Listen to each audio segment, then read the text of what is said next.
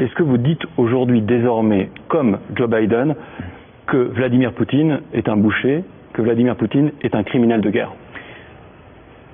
Votre réaction tout d'abord sur ce qui s'est passé ce matin? Non, mais comme vous, je pense qu'on a tous été bouleversés, choqués, indignés par les images qu'on a vues à Boutcha il y a quelques jours, à Kramatorsk aujourd'hui, et on le voit, on l'a vu aussi à Mariupol,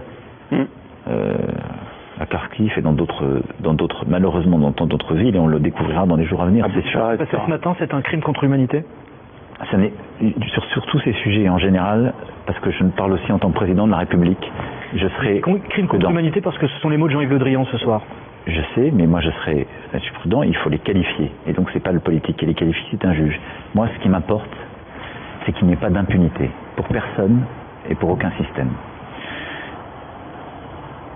La guerre que la Russie a décidé de lancer contre l'Ukraine, le peuple ukrainien en Ukraine, a changé de nature ces derniers jours.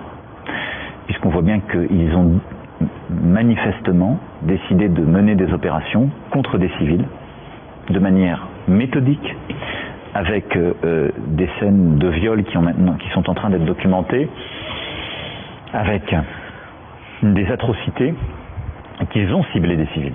Et donc, qu'est-ce qu'il faut maintenant faire? 1. Lancer des procédures diplomatiques pour isoler la Russie, ce que nous avons fait en réussissant à les sortir du Conseil des droits de l'homme, à continuer le travail aux Nations Unies. 2. Qualifier. Et donc c'est pour ça que ce que je dis, c'est qu'il faut que ça soit qualifié par des juges. Donc Joe Biden, il va trop vite, non, Le Drian, il se trompe. Non, c'est pas du tout ce que je dis. Donc il faut aider la justice ukrainienne à le qualifier. Parce que c'est ça qui permet derrière d'assigner. Il y a vous, Memo, parlant en tant que chef d'État, qui essaie d'influer sur ce qui se passe. Exactement. Ce serait quoi vos termes ce soir sur ce qu'on a pu voir ce matin? Que ce sont des crimes intolérables à l'égard de civils et qui doivent conduire à ce que la justice passe. Pardonnez-moi, mais si ce sont des crimes intolérables à l'égard de civils, ça s'appelle des crimes de guerre. Qui est déjà différent. Donc criminel de guerre. Je pense que ça, c'est indéniable. Et Laurent, il y en a un avec qui vous êtes peut-être régulièrement au téléphone il s'appelle Vladimir Poutine. Est-ce que c'est encore un interlocuteur fiable quand on voit ces images? Attendez, la fiabilité de Vladimir Poutine, je l'ai mise en cause depuis le mois de février. Je lui ai d'ailleurs dit. Et donc à quoi sert de l'appeler régulièrement, d'échanger avec lui? Vous êtes l'un des rares. Parce que c'est mon devoir de le faire. Je vais vous dire pourquoi. D'abord, je l'ai fait pour essayer d'éviter la guerre. Ensuite, je l'ai fait pour être un des acteurs des négociations. À chaque fois que je le fais, je le demande au président Zelensky. À chaque fois, le président ukrainien m'a dit « Parler à Poutine est important pour moi, fais-le ». Parce que moi, je ne peux pas lui parler en direct. Donc, je le fais en coordination et à la demande du président ukrainien. Ensuite, ce qu'il faut voir, c'est que malgré toutes ces atrocités, honnêtement, à titre humain, ça me pèse de lui parler. Ce n'est pas agréable.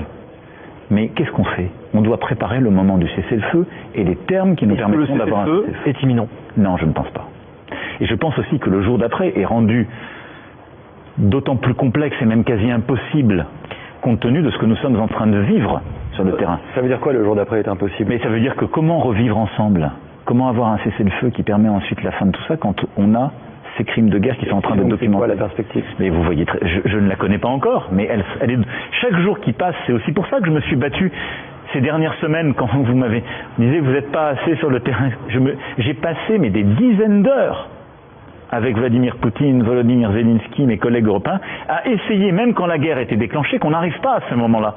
Parce qu'il rend le sujet encore plus compliqué quand vous avez des crimes de guerre. Comment pour un chef d'État comme le président Zelensky conclure une paix si facilement? Comment accepter qu'il n'y ait pas de procès? Il ne va jamais l'accepter, à juste titre.